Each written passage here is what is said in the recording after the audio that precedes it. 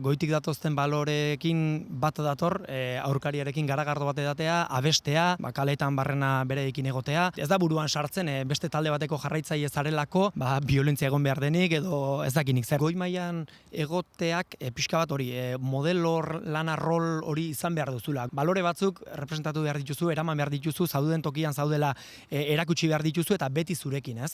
Merezi dugu jokalari euskaldunok ere kamiseta hori jaztea, Espainian edo nazioan barrena eramatea eta lehiatzea, eta nik uste dut, nolabait ere jokalari euskaldunoi federazioak zor digun zerbait dela, ez?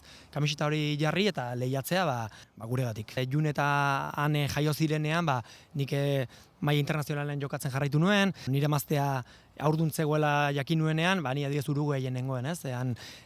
Lehiatzen ari nintzen, eta konstiente da, familiak behar zaituela eta agian momentu hori zela, ez? Talde berriarengatik fitxatu, etxekoengatik, eta denbora bereekin pasatu, eta etxe batean aitaren papera, amarrena bezalaxe, beharrezkoa dela. Orduan, pixka bat emozionaletik tiratuta, bi aldiz pentsatuta noski, erabaki nuen hori zela azkeneko denboraldia, iazkoa.